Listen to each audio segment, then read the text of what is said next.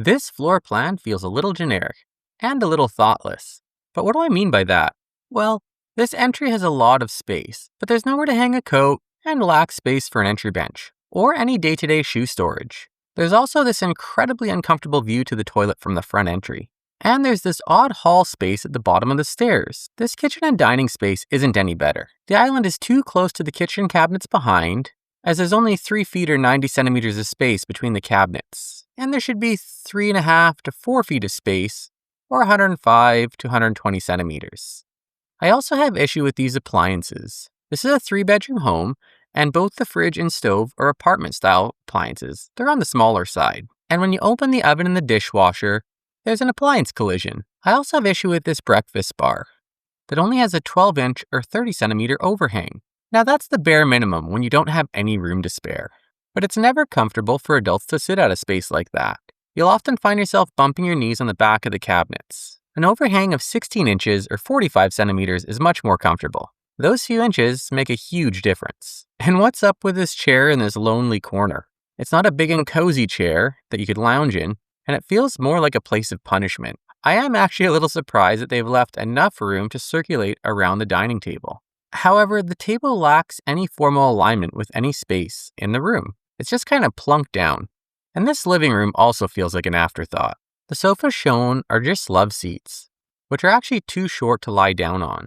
And the purgatory chair makes another appearance in this room. Now, I am aware that this room is large enough to furnish with regular furniture in a more intentional fashion, but this is just thoughtless and lazy. So let's clear some things out and see what we can do to make it better. And I'm going to start with the front entry. First, I'm going to close this wall off. And then inside the bathroom, I'm going to flip the sink to the adjacent wall. And this is going to allow me to add a bathroom door that doesn't face the front entry. And there's even a little room to slide things back for a new coat closet. But before we move on, let's make sure everything still fits under the stairs. We can cut away part of the house, and this shows us the floor profile throughout the room. And if we fill it in, we see that each space has just enough room, even for the hot water tank under the stairs. So now let's take a look at the kitchen and the dining spaces. I'm going to start by moving the dishwasher to the other end of the island. And this is going to remove the conflict with the appliances. And then I'm going to slide the island out, creating a little bit more space in the kitchen. And after moving the island, I've gone ahead and fixed up the back wall of the kitchen. I've added the standard size refrigerator, a full-sized oven, and I've pulled the fridge off of the wall. This ensures that the doors can open all the way so we can access everything inside the fridge, and that none of the internal components are restricted. It also adds a tall pantry cabinet here in the corner. And lastly, I'm going to extend the overhang from the breakfast bar to ensure a more comfortable experience, and then slide the dining table over just a little. And with those few moves, we're starting to look a whole lot better. But there's still one problem. I've added back a bathroom view from the dining table, and that's no good. So let's fix that. Let's swap the kitchen and dining area with the living room, just like this. Now, I did need to move the access under the stairs over just a little bit, but that's a pretty minor change. And all of this is more than doable if we address it prior to construction. Now, let's address the rest of this living room. We'll start by clearing a few things out and add in a nice large sectional sofa. I have also combined the purgatory chairs and brought them out of the corners and into the living room, where they belong. This space is a lot more comfortable, and we actually see that there's a little extra room for a built-in. We can add some tall shelving for storage and a long desk space, with counter storage below. This would be a great space to sit down, do a little bit of work in front of either of these windows. Now, in the entry, these two wing walls are still bothering me. I think we can pull them back and open this whole space up a little bit more. Overall, I think those changes are great. But if we wanted to take this a step further, we could also address the entry door.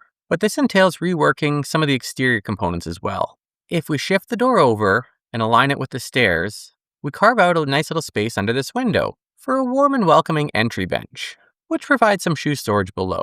Now, the original design had the front door facing the kitchen, and this configuration has us entering into the living space. Now, some people might have issue with this, as aligning the front door with the stairs can be a little bit taboo, as some feel having the door in line with the stairs allows all the home's wealth and prosperity to fly out the front door. We can solve that by flipping the door and window configuration. This allows the door to face the kitchen. But if our goal is to enter into the kitchen and the dining space, a place that lots of people feel is the heart of the home, We may also want to address this dead hall and this bit of wall space. So let's open this space up even further. Now this is the before, and this is the after.